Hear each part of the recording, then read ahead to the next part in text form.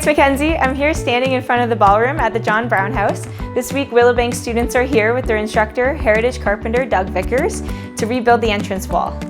Since 1802, this room originally spanned the depth of the house. Over the past 200 years, the ballroom floor plan has changed based on the needs of the families living here. In the 1860s, this space was divided into separate rooms by one main partition wall, likely by the second family to live here, the Chalus, seeking more bedrooms. Our plan was to remove the walls and return the room to its original layout in order to make it a more versatile, accessible event space once again, just like it would have been originally. With the ballroom being largely untouched for the past 50 years, a lot of the wall finishes have been preserved.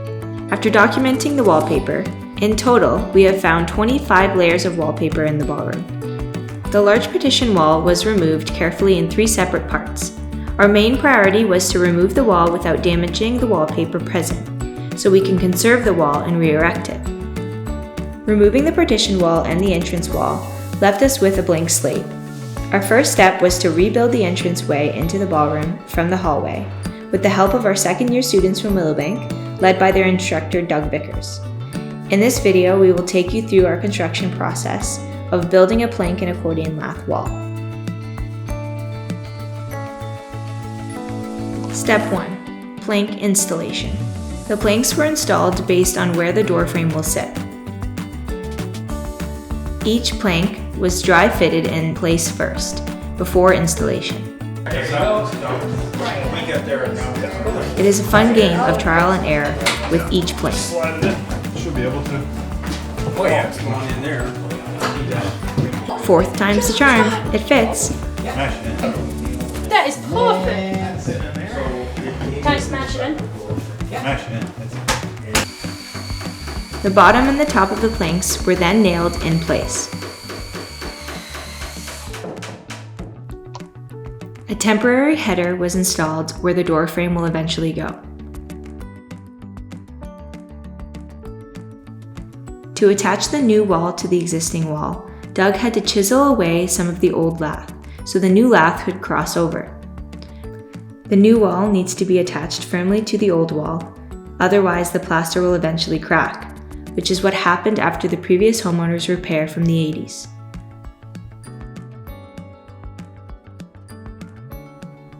The students braced the wall to ensure no damage would be done to the wallpaper section beside the lath.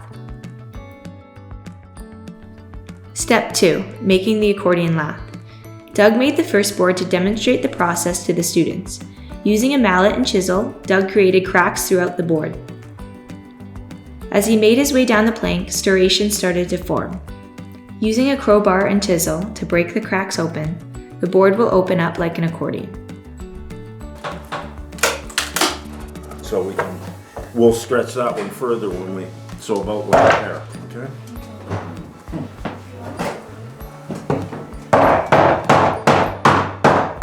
Good.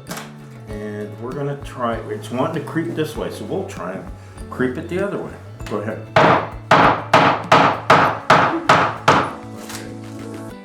Oh, doesn't look good actually. I like that. Very good. Middle. Okay. Looking And nice. we're gonna go in here. Step 3. Hanging the lath. The students then installed the first piece of the lath. The first piece was installed at the bottom of the wall, and then they worked their way up.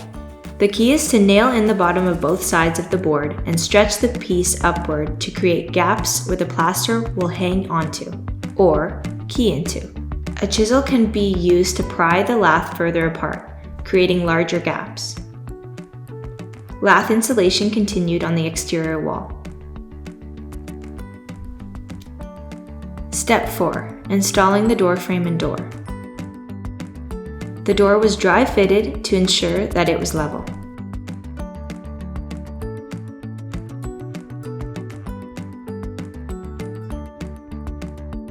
Step 5. Finish hanging the lath. Lath insulation then continued on the exterior wall around the door frame. Then the final piece of lath was installed.